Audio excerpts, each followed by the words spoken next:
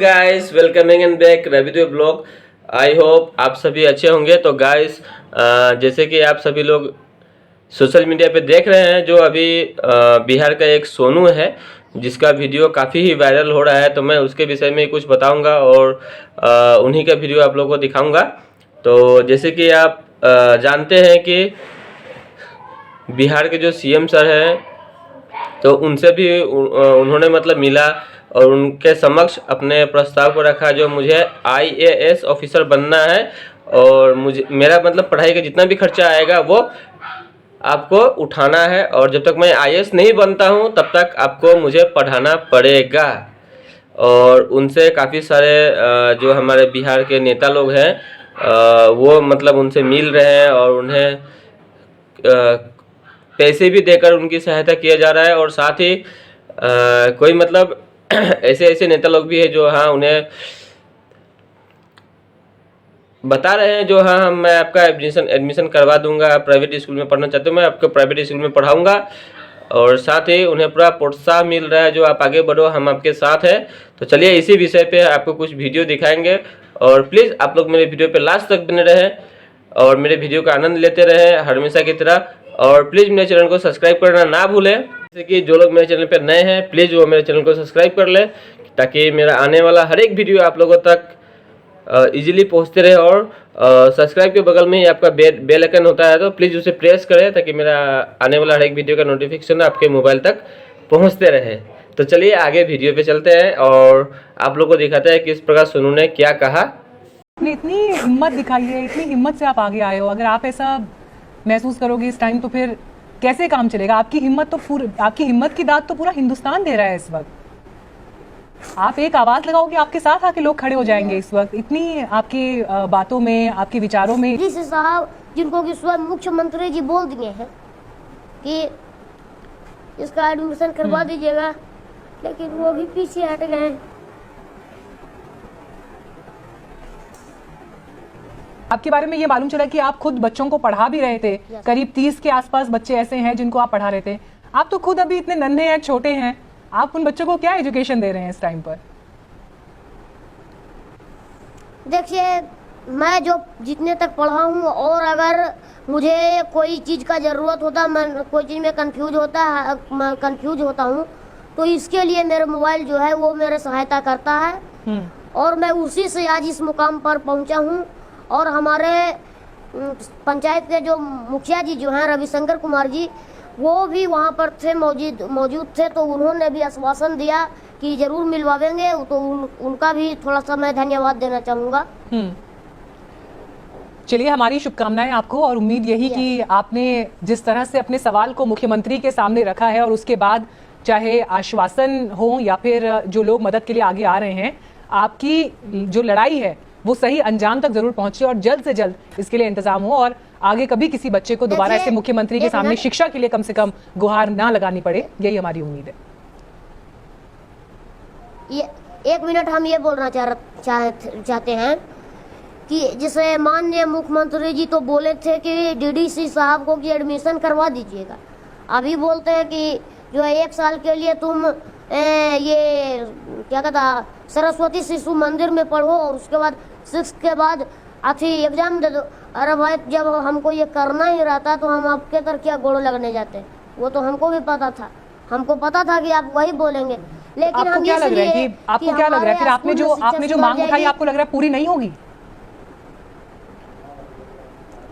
हमको तो अब विश्वास तो हो रहा है, विश्वास अब टूट रहा है कि ये मांग पूरी नहीं हो सकती, क्योंकि डीडीसी साहब, जिनको कि स्वयं मुख्यमंत्री जी बोल दिए हैं कि इसका एडमिशन करवा दीजिएगा, लेकिन वो भी पीछे हट गए।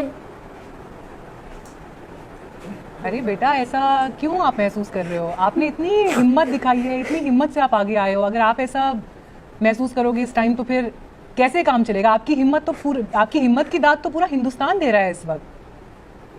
आप एक आवाज लगाओगे, आपके साथ आके लोग खड़े हो जाएंगे इस वक्त। इतनी आपकी बातों में, आपके विचारों में इतनी शक्ति है, इतनी ताकत है। आप दिल छोटा मत करो। ये मैं आपको यहाँ से बैठकर बोल रही हूँ, बिल्कुल भी दिल छोटा मत करो। आपका भविष्य बहुत उज्जवल है और आपके लिए बहुत चीजें होंगी। मुझे अच्छा नहीं लगेगा अगर आप ऐसे आपकी आंखों में आंसू आएंगे और आप दुखी महसूस करोगे तो आपके लिए जरूर कुछ अच्छा होगा। इसलिए प्लीज आप बिल्कुल ऐसे अपना मन छोटा मत करिए। यस।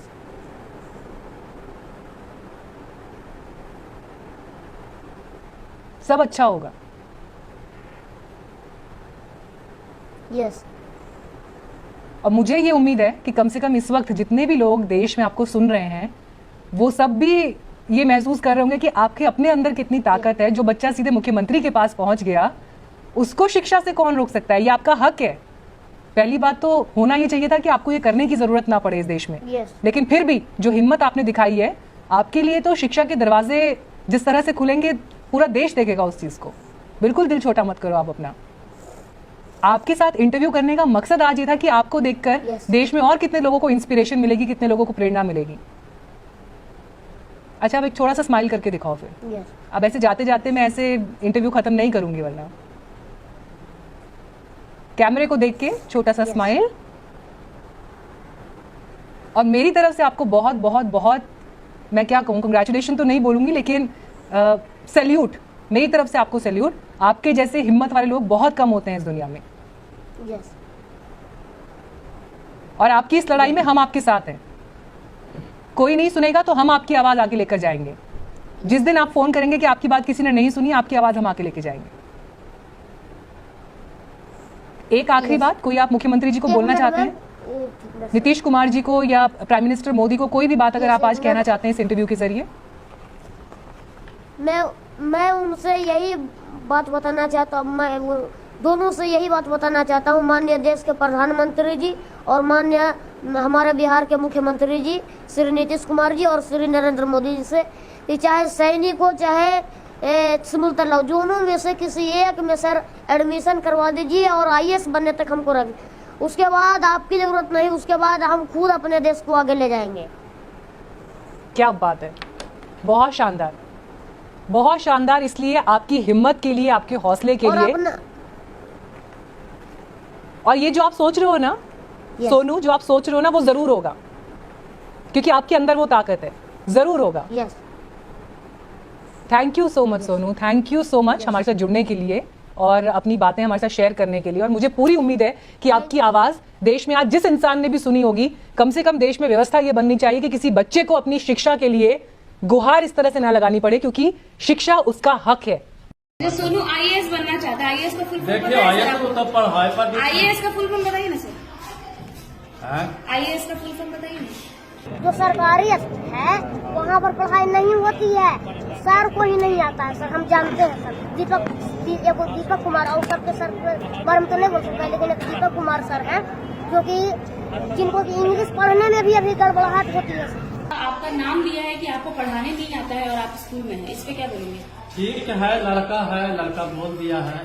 देखिए हर चीज का आदमी का हर जानकारी नहीं रहता है, कभी कभी दिमाग में डिस्प्रेशन रहता है। किस बात का आपको डिप्रेशन है? किस परेशानी आपको किस चीज की है? थोड़ा है, इसलिए थोड़ा डिस्टर्ब चल रहे हैं। थोड़ा जिम्मेवारी हमारे करता है। जो सोनू IAS बनना चाहता है, IAS का फुल फॉर्म देखिए IAS तो तब पढ़ाई पर IAS का फुल फॉर्म बताइए ना सर। हैं? IAS का फुल फॉर्म बताइए ना। नहीं पता आपको? सिविल सर्विसेज का स्पेलिंग जानते हैं सर आप? सिविल सर्विस में जाना चाहता है, स्पेलिंग सिविल सर्विस का स्पेलिंग नहीं आता है आपको? आप क्या पढ़ाते हैं सर, कौन सा सब्जेक्ट? सर अभी हम कुछ नहीं बता सकते हैं, जानते हैं क्या नहीं? नहीं हमको अभी दिमाग काम नहीं करता। किस कक्षा तक को पढ़ाते हैं? देखिए यहाँ तो स्कूल पहला से 5वां तक का है। कक्षा तक को आप पढ़ाते हैं ना? देखिए अब हेडमास्टर नहीं आते हैं तो ये सब काम है जो थोड़ा हेडमास्टर तो उनका काम अलग, आप पढ़ाते हैं ना सर बच्चों को, तो आपको पता होना चाहिए ना बेसिक चीज। वित्त मंत्री कौन है आपको नहीं पता है?